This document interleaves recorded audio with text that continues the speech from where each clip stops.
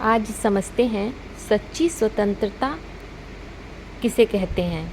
आध्यात्म में क्या रहस्य है इसका।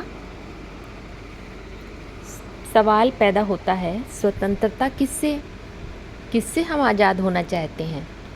अगर कोई कहे रावण की जेल से, तो ये बात पूरी तरह सत्य नहीं साबित हो सकती है। क्यों? क्योंकि रावण की जेल से आज़ादी मिली जब भारत आज़ाद हुआ 1947 में, तो क्या वास्तव में आज़ादी मिल गई कि और ही बंधन में आ गए। महावाक्यों में बोला, एक फ्रीडम रावण से मिलती है और दूसरी फ्रीडम बाप देते हैं। रावण से जो स्वतंत्रता मिलती है वो सच्ची है कि झूठी।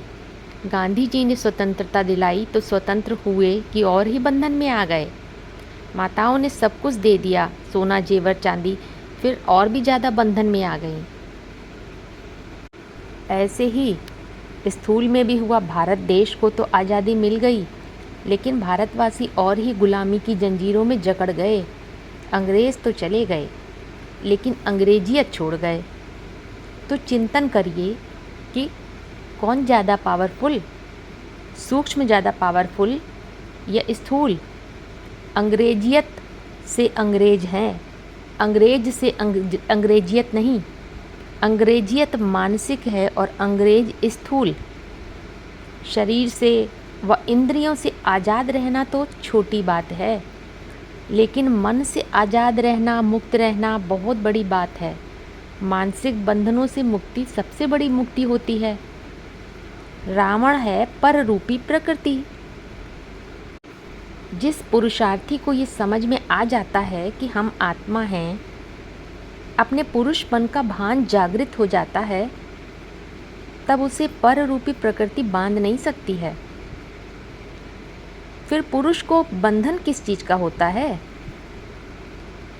पुरुष को स्व का बंधन होता है, पर का नहीं। क्योंकि पुरुष माना आत्मा। गीता में क्या बोला है? आत्मा अपना ही शत्रु है, अपना ही मित्र है। तो स्व माने, स्व का बंधन माना अपने ही बनाए हुए विधान का बंधन बांध लेते हैं पुरुषार्थी। शूटिंग पीरियड में पुरुषार्थी आत्मा अपना विधान स्वयं बनाती है, और वो विधान फिर ब्रॉड ड्रामा में बंधन का कार्य करता है।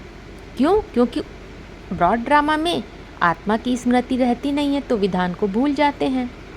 लेकिन शूटिंग पीरियड में जब पुरुषार्थ करते हैं, तब उस विधान को समझते हैं, तब सच्ची स्वतंत्रता मिलती है। कैसे? तब सच्ची गीता प्रत्यक्ष हो जाती है, जो निराधार बना देती है।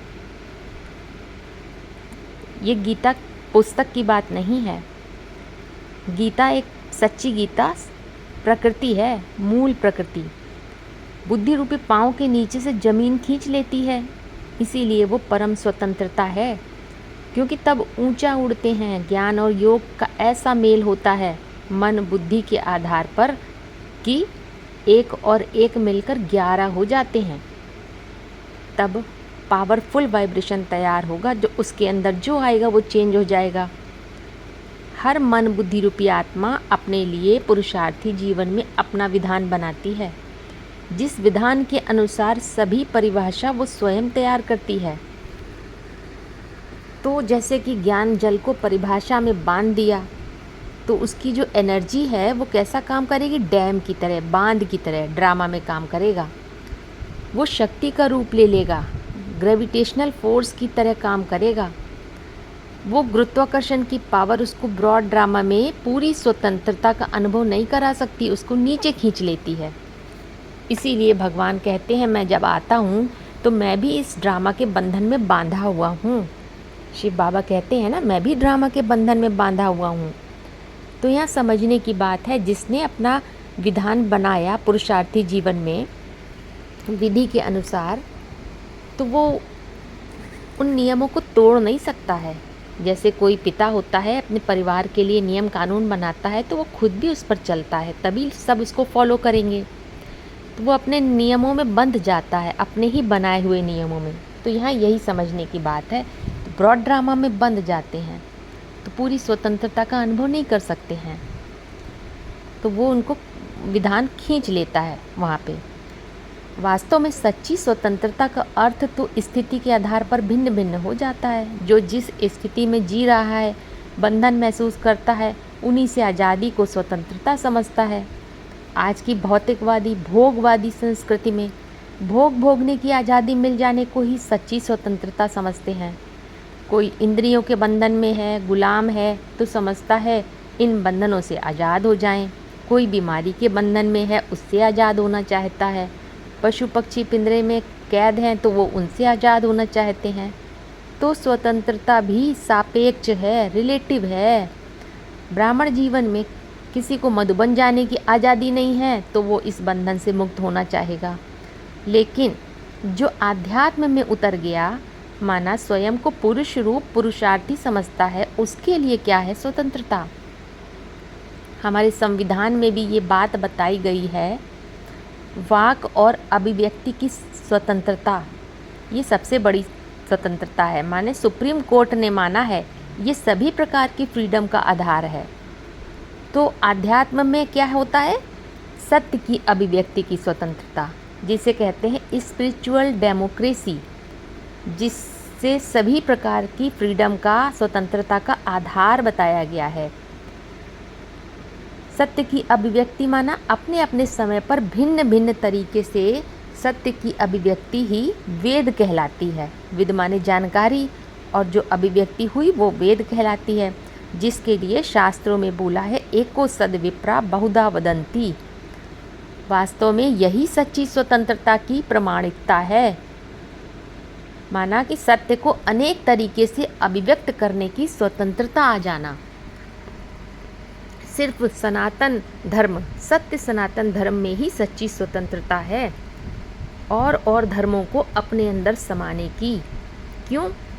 क्योंकि सत्य सनातन धर्म स्व आत्मा की धारणा है, जो आध्यात्म से संबंधित है, अपने आंतरिक जगत से संबंधित है, बाह्य जगत से नहीं। इसीलिए बाकी और कोई धर्म है ही नहीं। वास्तव में तो सब रिलीजन है, देह के धर्म हैं। जो स्व के तंत्र में जीने लगेगा उसका नारा होगा उत्तम खेती मध्यम बान निकट चाकरी भीख निधान। तो सच्ची स्वतंत्रता से मन बुद्धि निराधार बन जाती है। दुनियावी किसी भी पद मान मर्तबे वस्तु वैभव की कोई परवाह नहीं, क्योंकि सत्य को पहचान लिया, बीज ही मुट्ठी में आ गया। अब क्या बचा? इच्छा मात्रम अविद्या। यही सच्ची स्वतंत्रता है। तो उत्तम खेती मध्यम बान निषिद्ध चाकरी भीख निदान, जो ये नारा बताया, जो स्वतंत्र होगा उसका ये नारा होगा। इसका अर्थ है खेती सबसे अच्छा काम, व्यापार मध्यम काम, नौकरी करना अच्छा नहीं, और भीख मांगना सबसे खराब काम है। ये कहावत प्राचीन जो भारतीय सामाजिक व्यवस्था और मूल्यों को बताती है। वहाँ पे खेती को सबसे महत्वपूर्ण और सम्मानजनक व्यवसाय माना जाता था प्राचीन समय में। तो यहाँ बेहद में क्या है? खेती। यहाँ है मनन चिंतन मंथन की खेती, इसको सबसे श्रेष्ठ धंधा बताया है। और ऐसे खेती करने वाले बेहद के किसान वो कौन है? रुद्रमाला के कुमार, जिनके लिए बताया है कुमार सबसे ज़्यादा स्वतंत्र होते हैं। इसीलिए उनके अंदर सत्य को अनेक तरह से अभिव्यक्त करने का मादा होता है।